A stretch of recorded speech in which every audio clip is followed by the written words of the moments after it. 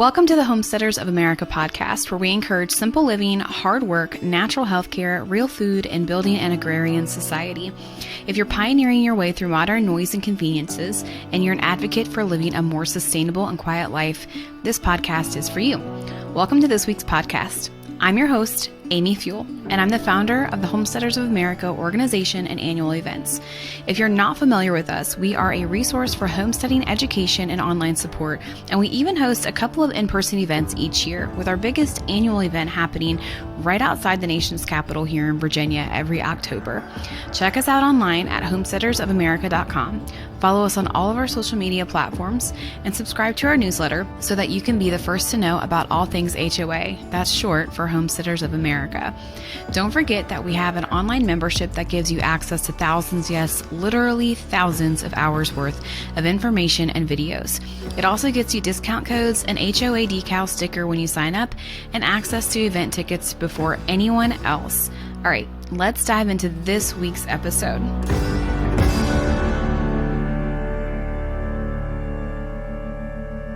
So this week, I had the pleasure of interviewing Shawn and Beth Dougherty. And if you have ever been to any of our events, or if you know Shawn and Beth, then you know they are an excellent resource of information for all things homesteading. They are the authors of the book, The Independent Farmstead, and they are absolutely amazing homesteaders that are literally living what they preach.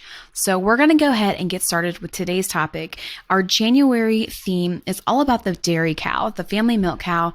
And you guys have been asking questions. We literally think that the dairy cow is going to be the next backyard chickens.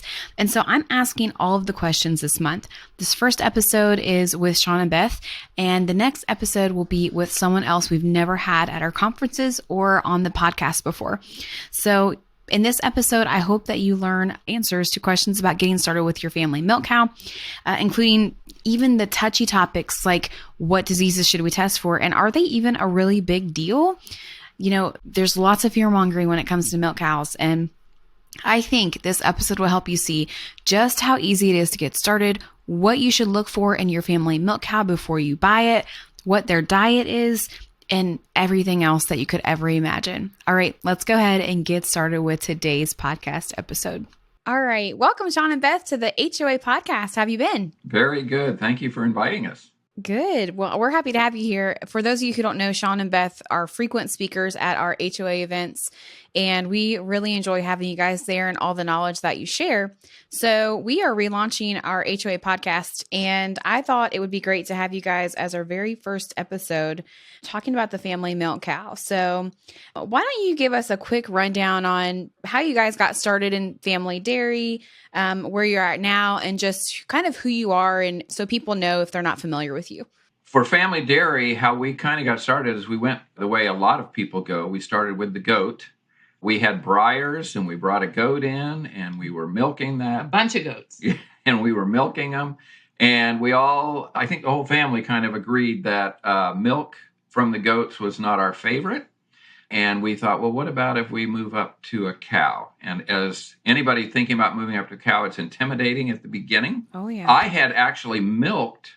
I had been at a place called the Lord's Ranch in Vado, New Mexico, many years before that.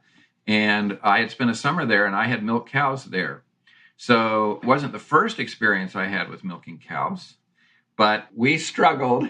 The funny thing about it is that everybody thinks, I'll start easy. I'll start with goats. Yeah. Well, in the long run, cows are a much easier animal to keep healthy, to find uses for the milk for an American. Most of us aren't really trained for goat milk, and a lot of us don't care for it. So it was after the initial fear involved with big animal, right? It was way easier, and it has been ever since. It's been not a journey without bumps in it, but it's always been uphill. And we just, as soon as we had a dairy cow and we were getting milk in gallons instead of quarts, we made another discovery, right? Which is that you got to do something with it. And that something on an integrated farm is get milk going to your pigs, your chickens, quit buying dog and cat food, offer milk, and let them hunt. And we realized after a little while that cow was feeding virtually everything on the farm, even the garden.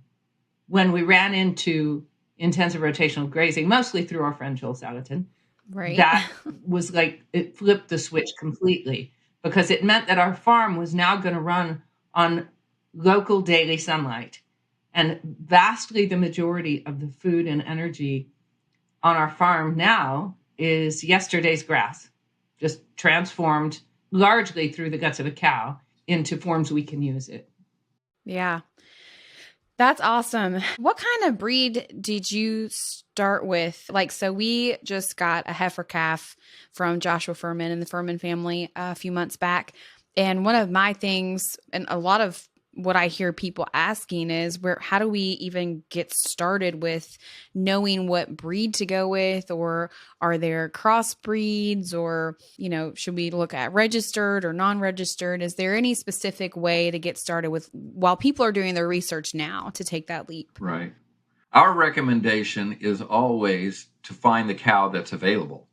We don't necessarily think that there's one breed better than another. We wouldn't start out with a Holstein. It's too big for the family. Although the old genetics Holstein, Right. The Frisian, Right. is a smaller animal with a more reasonable production rate, whose gut has been developed for grass, not grain.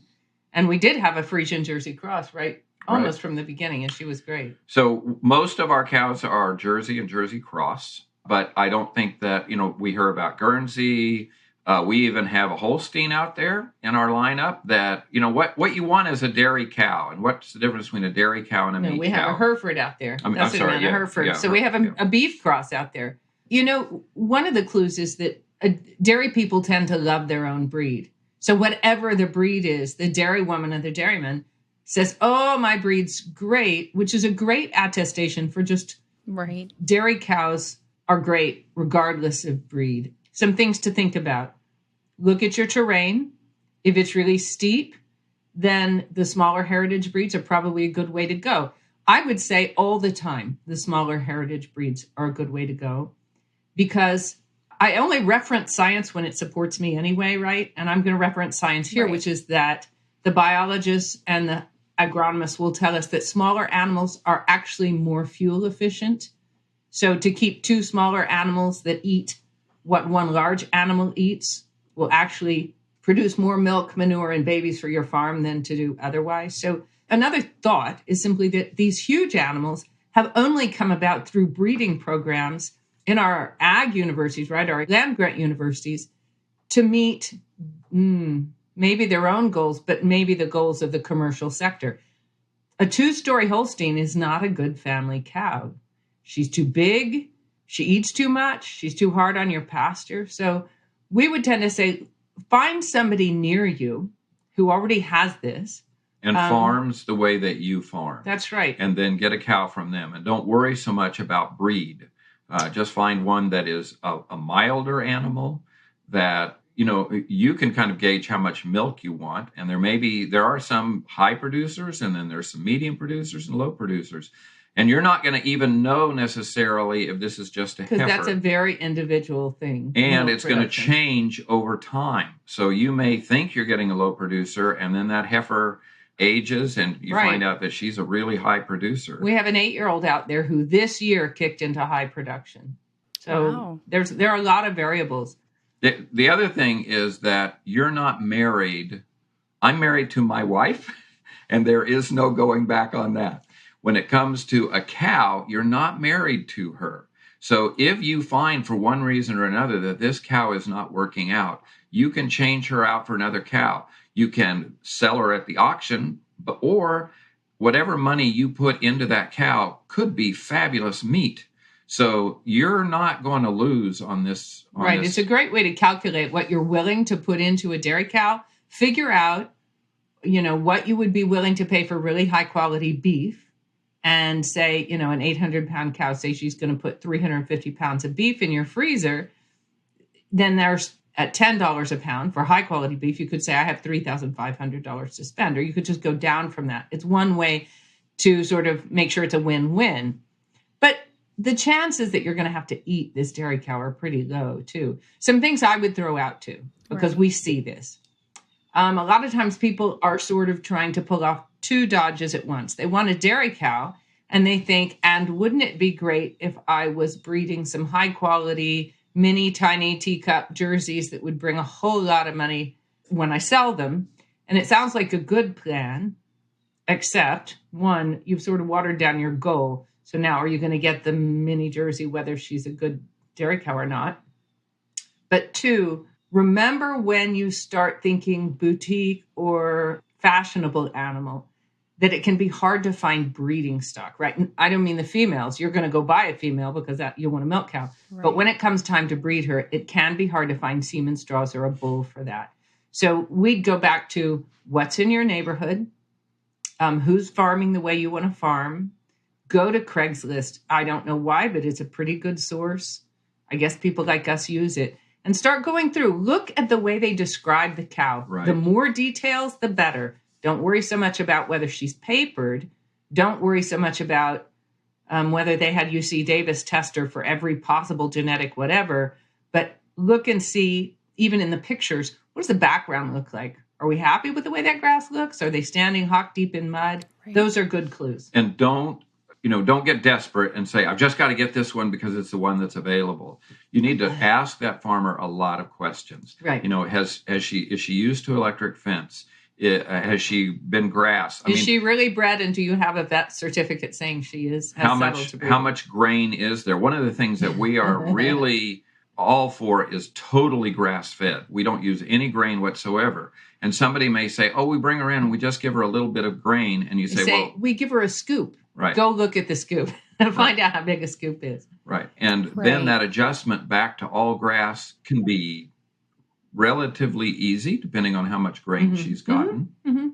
In the end, the best cow is the one you can get your hands on. That's right. Even if she's cockeyed and whatever, if you can start out with her and get your hands under the back end and milk her, she's probably a good place to start. Right.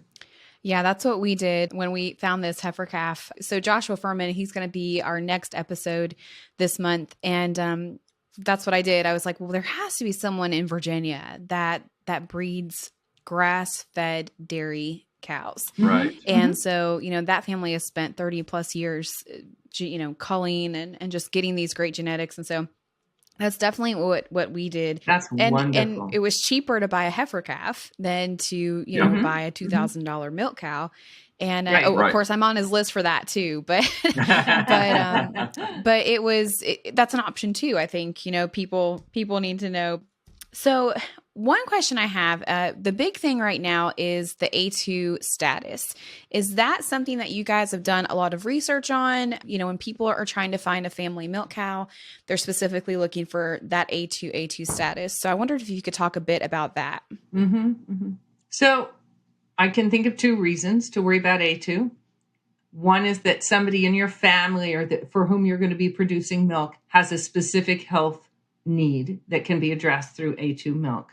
So the first reason means I've done a lot of research.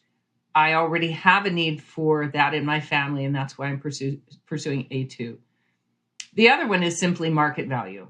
You could decide, I'm going to get an A2 cow because I want to breed her and sell her calves for more. And if that's easy, I say by all means. But our food system is so full of problems, right? And those are evincing in everybody's health in this incredible myriad of autoimmune difficulties, gastrointestinal problems. And most of us, I think, clutch at straws, right? Somebody tells us something that sounds good and we think that must be my problem. Now I'm married to that problem. Right. To that solution. And I think we want to be careful when we're trying to reintroduce this incredibly beneficial thing, the family dairy cow, into at least the homesteading culture, that we don't put too many obstacles in the way. And one of those obstacles would be, I have to have an A2 cow because I heard somewhere that they were better. One of the things that I suggest that people consider is if you're hand milking and this cow is all grass and no grain, and you're not homogenizing and you're not pasteurizing, you're not doing anything, it's going from straight, it's not going through a milking machine, but you're going straight from stainless steel to glass. I imagine that you are eliminating 90% of issues. And unless you're sure, as Beth has suggested, that A2A2 is really what you need, I wonder if you really need A2A2. It's going to certainly cost more to get an A2A2 cow. Right. And I just wonder if you just tried to do the best milking that you could, I think you're going to eliminate an awful lot of the issues. And then you can see, we still have an issue. Okay, well, let's now move to A2A2. But I would start with that. And if you're one of those people who is absolutely dead certain that this is an issue, by all means, go buy an A2A2 cow. But if you're on the fence or if you've just heard it somewhere, I think I would make that very secondary. Yeah. Good. Okay, so now we've talked about the breed and the A2 status, which is something that we get questions a lot here at HOA when people are looking for cows.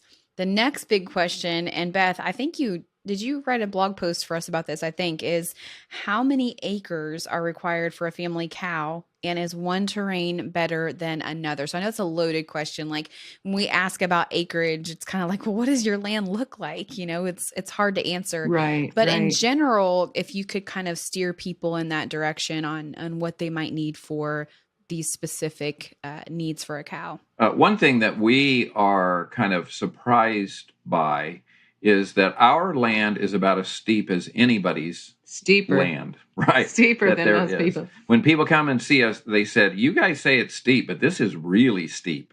And our cows will do pretty well on this steep land. Now, the Dexters, we've had some Dexters, and man, they do great on this steep land. Our Jerseys will go up some of the steeper land, but the really steep land we turn over to sheep and goats and let them do their thing.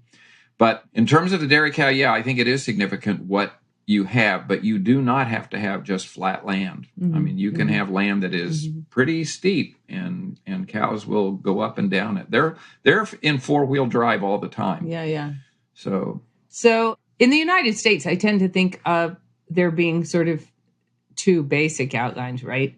Either it's a brittle environment or it's not, meaning my rainfall is spread out more or less over the year, or it's very seasonal. And the very seasonal rainfall would be considered a brittle environment. So we're going to speak first to the non-brittle because that's the one we experience here in Appalachia. And for most of the eastern half of the U.S., we're looking at a non-brittle environment.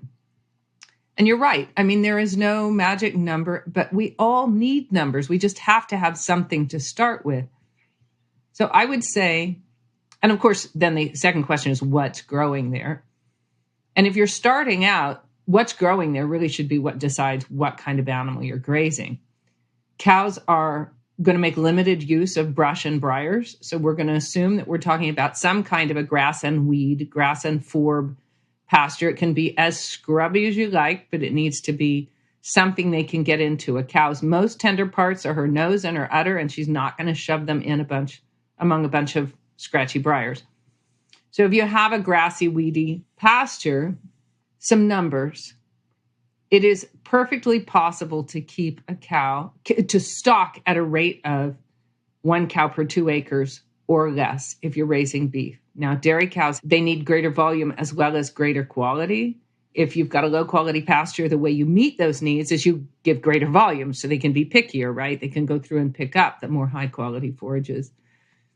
But I still find that for if you're trying to graze through the growing season in central Appalachia, we're looking at here, zone 6, that's about the middle of April to as late as December, right? Somewhere in there. Might just be the middle of November, depending on where you are. But for that growing season, it's perfectly possible that you can keep a family cow on 2 acres and just part of the year you're going to have more grass than you know what to do with. Right. Toward the end of the year, you're going to be taking it off knowing that when this runs out, she's going to go in the barn or in a sacrifice paddock on hay for the winter. But that 2 acres could keep you going for, June, July, August, September, October, November, December, 7 months maybe without any trouble. And that's not really a problem when you start looking. I know I'm jumping ahead to a question, but if say you've got an 800-pound cow and she needs 3% of her body weight, 24 pounds of hay a day, plus some because you're milking her. So we're going to call it 30, moderate size square bale.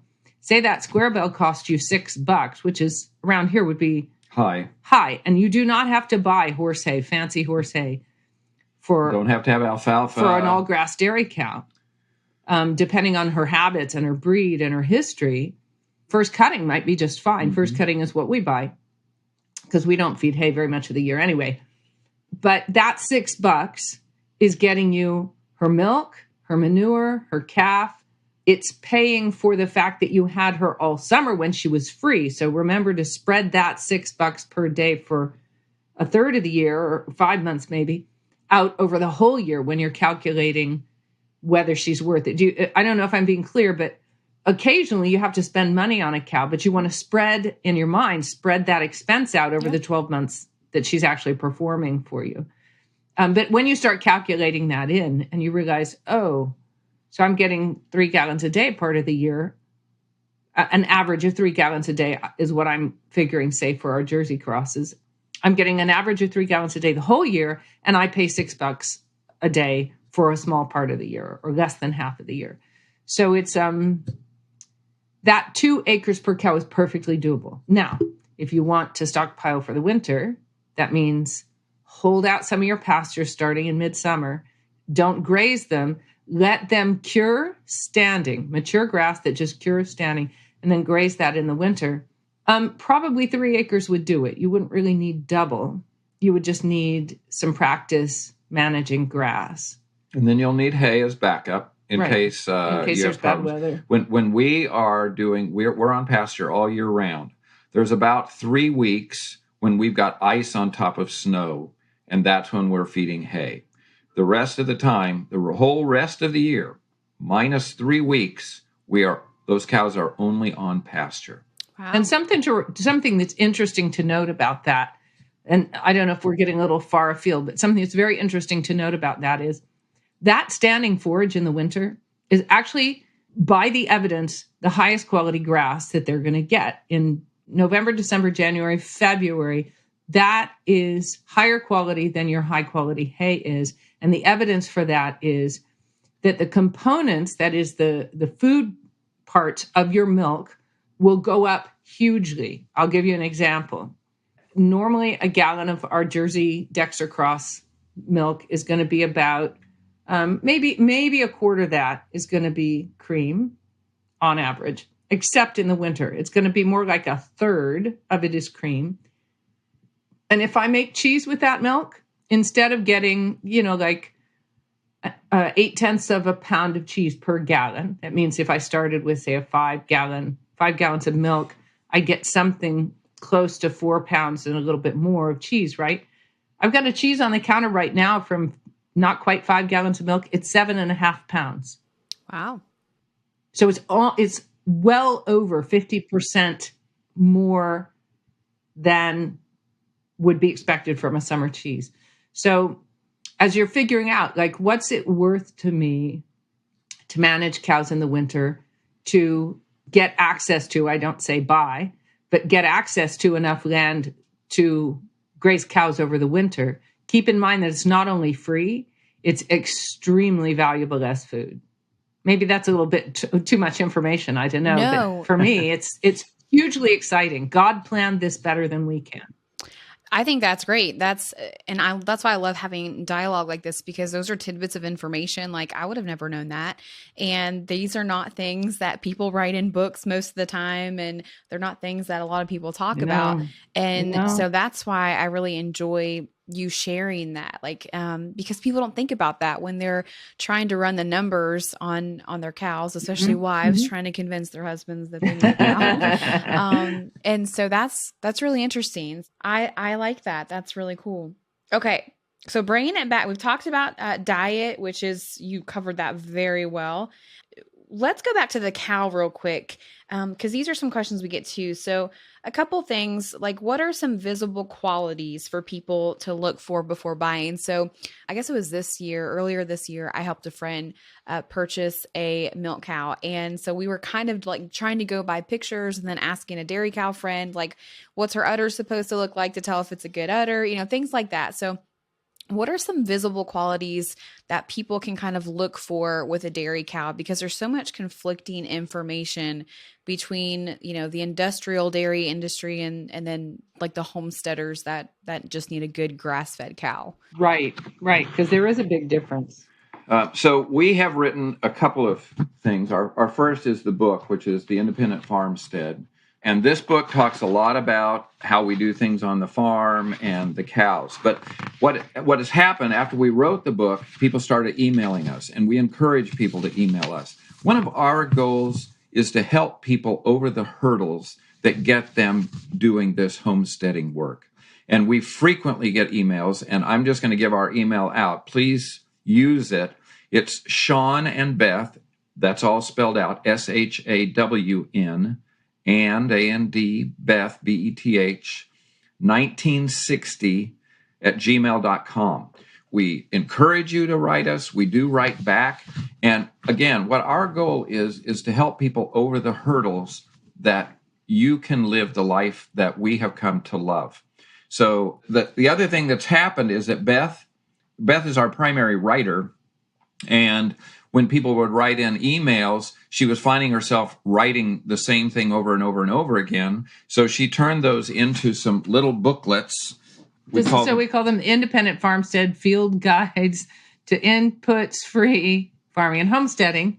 This one is called Family Cow Basics, and it actually has a 15-point list in it of things that we would look for in a family dairy cow. I won't go over all of them because I know we have limited time, but some points to look for in a dairy cow. Well, no. First of all, again, we mentioned this very briefly. What's the difference between a dairy cow and a beef cow? Yeah. It's what that cow does with the calories that come in. If she's putting that on her back, if she's putting it into meat, she's more of a meat cow. I don't care what breed she is. And if she's putting it into her udder, she's more of a milk cow. Now, the milk cows also have a tendency to they bred into them a calmness. The thing we love about that Beth will talk about is a milk cow will run about 60 yards and then say, that's enough. I'm finished. Where a meat cow can just run and run and run. They might be in the next county before you catch them. That's right. So we really like that there's an attitude that they have. But the big thing is, where are they putting their milk? And their calories. Where are they putting their food? Yes. So one of the things that we will do is we will go down and actually massage or touch the udder of the cow that we're looking at. And if she jumps, if that hoof comes at us, she's probably not a cow we're going to buy. Especially with beginners, go ahead and get a calm cow. Dairy cows want to be milked. There is no other explanation for their conformity to our wills. They love to be milked. They come in to be milked whether there's a treat in their manger or not. They like to be milked the way we like to get our backs scratched. All of you moms who have nursed babies, right? You know about how relaxing nursing a baby can be. So you can sort of relate to, why does this cow want this activity? She likes it. She likes that connection to human beings. So things that we would look at, the first thing would be, how can we not drive across the country to do this? Right. We'd look locally. Right. How far locally? Well, we'd try and stay within the climate and the topography that we have. We once moved a cow for somebody. I don't think it's not 5 miles. Might be 5 miles, maybe. But the topography change was huge. She went from being on an exposed open hillside with good drainage to being in a valley with very poor drainage. And she did not know the forages there. It was not a good choice because they didn't make sure she was going from, known plant species to known plant species.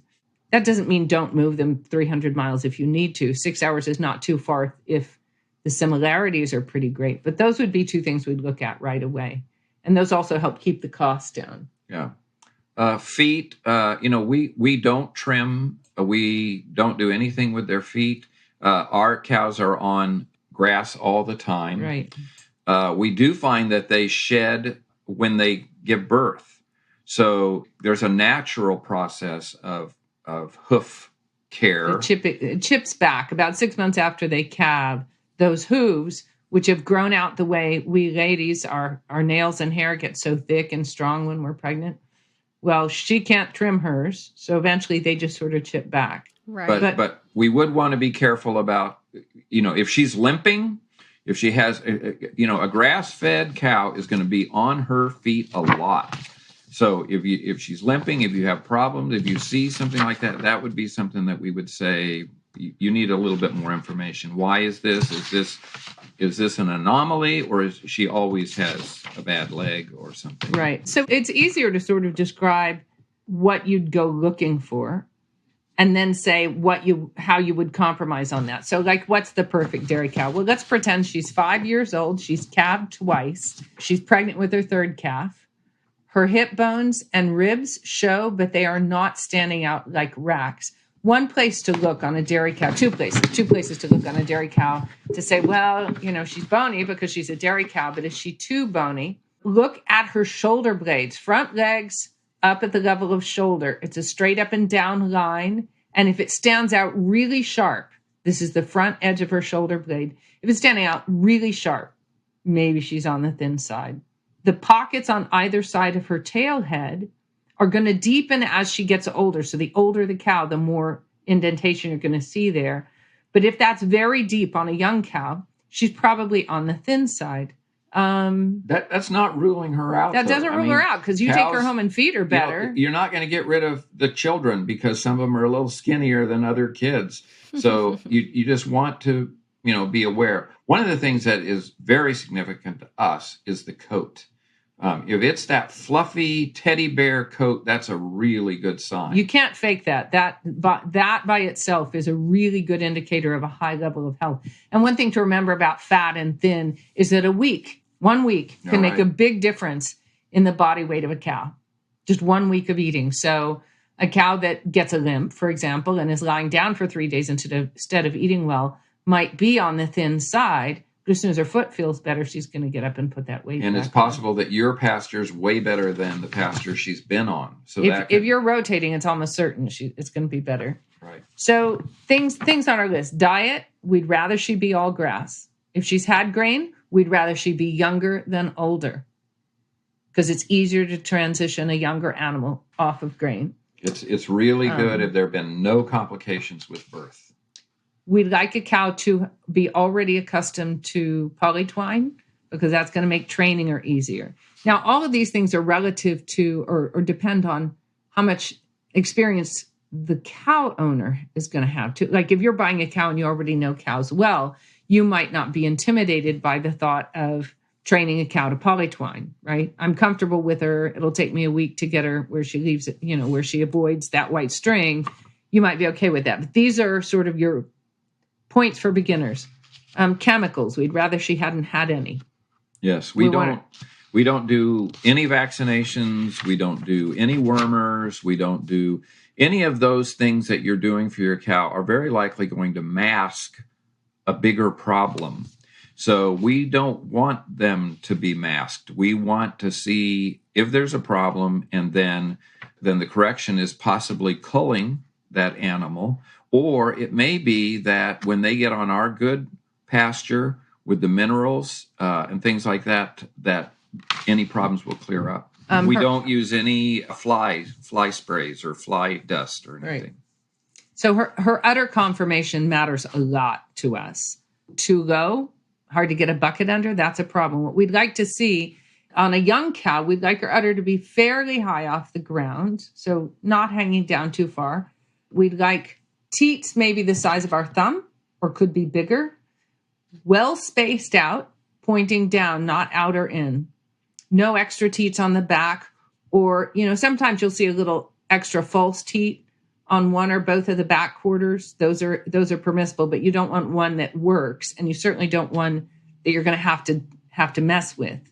So you'd prefer that those not be there. It's also possible that one of those teats they've had a mastitis problem or something like that, and one of those teats is now no longer functioning. Oh, you mean of the four main teats? Yeah. And not necessarily a no-go on something like that. Not if it brings the price down. That's right. So if it brought the price down, she looks good every other way. She's going to compensate. If she got one quarter that's no longer functioning, she will often. She'll make just about as much milk either way. It's not going to mean that you get 3/4, you get a quarter less milk, because she's still going to consume the same calories. And if she's a grass cow, you're not pushing her to produce the absolute maximum amount of milk that udder's capable of. Grass won't do that, right? Grass takes up a lot of space. So a cow that fills its belly has the right array of calories, fiber, minerals, vitamins, right? A cow that you stuff full of grain has a whole lot more calories to work with. She produces a whole lot more milk. Right. But, of course, the dietary array is wrong for her. Now, there are a whole lot of problems. It could be indicative that there was a mastitis problem, but that could have been bad management for a certain amount of time, and doesn't necessarily mean that she's always going to have a mastitis problem. With all the points that we have for a good cow, most of them, we would say, you don't have to check all these boxes. That's right. You're not going to find the perfect cow. Don't keep hunting for the perfect cow. Don't decide that I'm not going to get. We kind of equated a little. I said you're not married to your cow, but we do equate it a little bit with your spouse, with the girl that you're looking for, or something like that. You may not. I found the perfect wife, but you may not find. I'm looking at her. That's right. Let's just say that. But so you want to find one that's going to work for you, and it's probably not going to be 10 on every column. Right. Right. So that was udder. So with handling, you do want to handle her and you want her to be gentle. If she's jumping away from you, I'm not talking about a cow that doesn't know you and you go put your hand on her and she sidles away. That's perfectly normal. But a cow that is in a stanchion for you to examine and you put your hand on her back, slide it down her hip, then reach for her udder. Don't grab at the udder because she'll think you're a coyote and she'll kick you. But run your hand down her leg, reach around, put your hand on her udder. If her foot flies out and she's aiming it for you, then maybe she's not the best animal for you to get. Some other things. If you are determined that you're going to lead this cow on a rope with a halter, it'd be nice if she was already trained. It isn't necessary to lead a dairy cow on a rope with a halter. You can point, they will train very quickly to know where the dairy is, to go there, get milk, to go back to pasture. So you don't necessarily have to have a halter trained animal, but if it's important to you, you might check that one out. Point 6, we'd like her to be pregnant. There's 2 reasons there. One is, if she's lactating, she's proved that she can have a calf or she wouldn't be lactating. But this person wants to sell this cow and you want to know why. And if it's because he couldn't get her to settle to breeding, then she has a very limited future as a dairy cow. In 2 years, you'll be eating her or less. So you'd like her to be bred and you'd like to have a veterinary certificate that says she has been checked for pregnancy and she is pregnant. It's nice to have a calf with the cow when it's possible. If we prefer to have one that's lactating so that you can get right into the milking. But again, our first cow was a heifer. Just like yours, she was an 8-month-old heifer. And she wasn't even bred when we got her. Oh, heavens, no. Right, so we had to go through that whole cycle we had to learn a lot along the way, as opposed to using the education of the person we're buying the cow from so that she's already been bred, she's even lactating. And if you get a calf with her, it just makes it easier, because then, and you leave the calf to calf share, you don't have to be the perfect milker starting right off. You can be learning how to milk, and you know that calf is going to prevent mastitis from setting in, because that calf's going to take everything that you aren't getting when you milk. So again, this is our perfect cow. She's, 5 years old, expecting her 3rd calf. She's got her 2nd calf under her to be your pinch hitter, milker. She's got a nice udder. One question is, how did the last people milk her? It's not as though you can just sort of casually go back and forth between machine milking and hand milking. You can, but you're not necessarily going to get the best results. We prefer to have animals that have not been machine milked. We could give you a list of reasons why we're not in favor of milking machines for homesteaders or small farmers.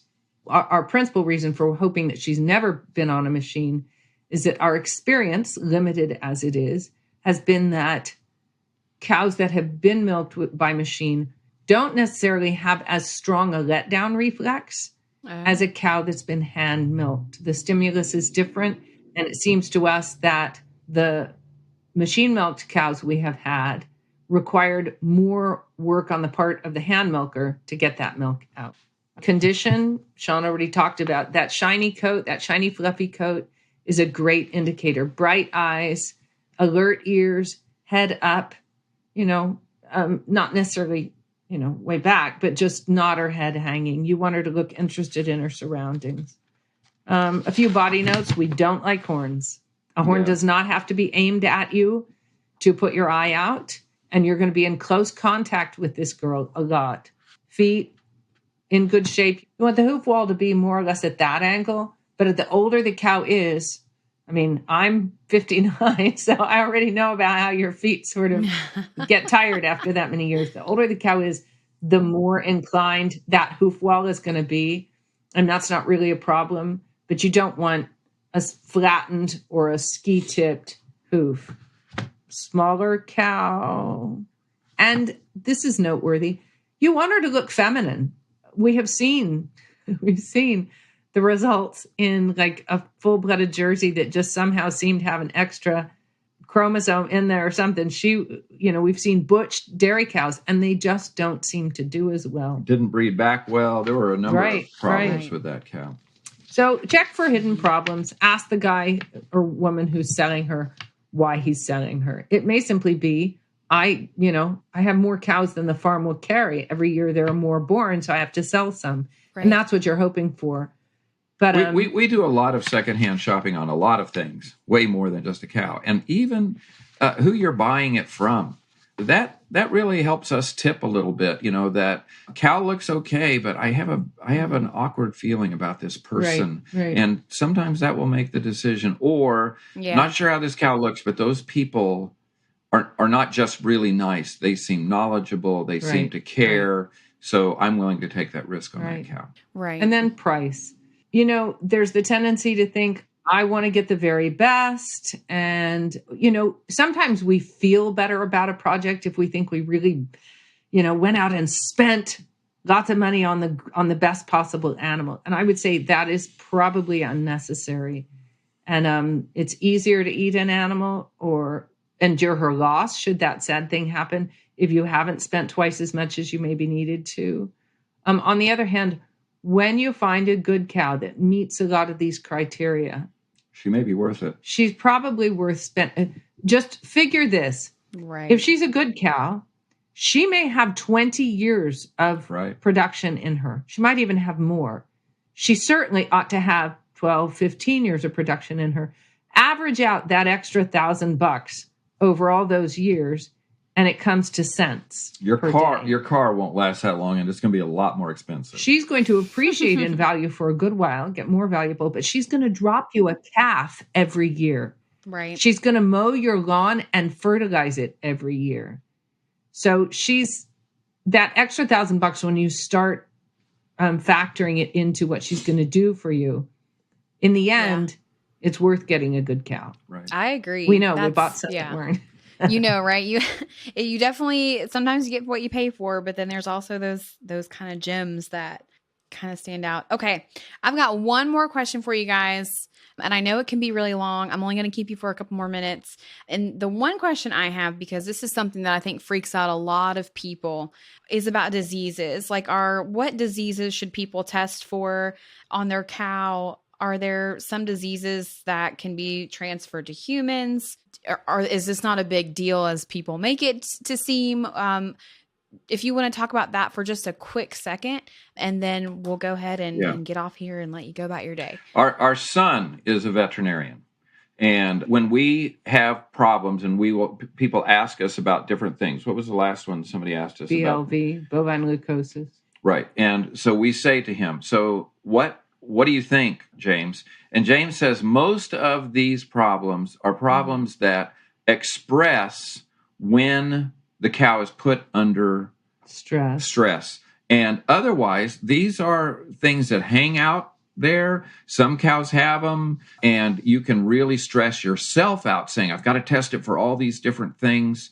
That's our son is tending to say these are not really issues if you are taking good care of the animals. Well, and James aside, our son aside, we're looking at two different problems, right? I'm worried about my cow, or I'm worried about what might happen to people in contact with the cow. So we're worried about cow diseases, and we're worried about zoonotic diseases that can go to humans. The list of zoonotic diseases with cows is mostly not terribly impressive. I'm sorry, I want to put it that way because if you go do research on a hangnail, somewhere you will find somebody who will tell you that it could cause blood poisoning and you could die of it. Right. Fact, right? That's the kind of research that you end up doing online when you go to look up BLV, bovine leukosis, or brucellosis, or tuberculosis, because you're asking, what's the worst case scenario? And they'll tell you. Now, we're already living, all of us corporately in the United States, eating from the food system, are living some of the scenarios that go with eating garbage food that's been processed and that had a bunch of chemicals used in its production and processing. And we already know that there are lots of bad results from that. They're happening all around us all the time. The number of incidents of any of these bovine zoonosis problems is so much, the likelihood of their happening is so much lower than the likelihood that you're going to get leaky gut from eating garbage, right? That the zoonoses questions mostly need to be put in that category. Yes, it is believed that you could get tuberculosis from a tuberculin cow. On the other hand, tuberculin cows haven't been seen in this country in decades. So it's not a very high likelihood that you're going to have that problem. So the question is also, why does the FDA then say that raw milk is dangerous? Right. And that has to do with the process. How these animals are fed. They're fed grains. They're fed things that are not right for them. They are then... But then they're milked through a milking machine. And milking machines are... So milk collection systems in the commercial world are where a lot of the milk problems come from. You start with cows that have problems, and then you use a milk collection system that does not clean out well. You're going to have difficulties. But I just want to say again about bovine problems, whether they're zoonotic or not, right? Whether people can get them or not.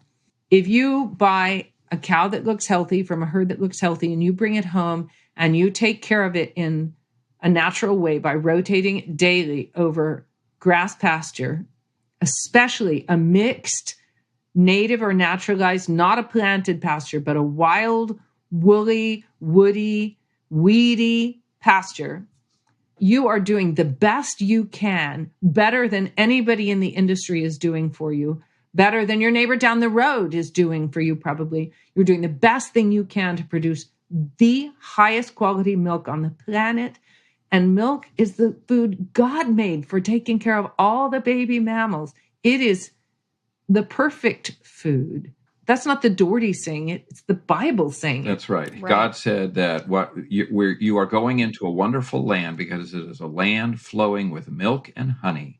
And that is the best foods for us. And so all of the scares, all of the fears just are not... So if somebody hands you a certificate that says her cow's been tested for BLV and brucellosis and Johne's and TB, hooray, nice. But do we recommend testing for that? No. And here's why. Johne's and BLV are really good examples. In this country, 86% or something of cow herds have at least one animal that tests positive for BLV. Of those herds, something like 45% of the animals in those herds test positive for BLV. Almost none of them express it. Almost none of them ever will express it, meaning they can carry it. It's there. The way you have gut bacteria that maybe would count as parasitic on somebody's, if you got your feces tested, but you're perfectly healthy, they're actually keeping your immune system up. I'm not saying that BLV is keeping a cow's immune system up to scratch, but I am saying it's there in lots and lots of dairy cows. You start eliminating dairy cows because of BLV, Right. the possible numbers go down a lot by 50% or more. But if you take care of that cow the way she's intended to be cared for, then the chances she's going to stress and express that disease are very small. The real good food that we can make now is a bigger positive than the possible tiny chance that we're going to see a disease in our animals later is a negative. Do the good you can do now. Well, that's comforting to know. Yeah, that's one of the biggest topics online when people are talking and freaking out about diseases and stuff. So that's really good information to have. All right, Shawn and Beth, thank you for joining me today. This was good. Like, we got to some good topics. Good. And I know we didn't get to all of our list of questions, but I think, Beth, you've answered some of those questions on your blog posts that are on our website and also you guys' website. And what we'll do is we'll link all that information in the show notes below and link to your website as well. And then Shawn and Beth also have some events coming up in the new year that you guys can check out. And then, of course, we're having them back for our events in 2023. So thanks again, Shawn and Beth, for joining us. Thanks, Amy. Thank you. It was very fun.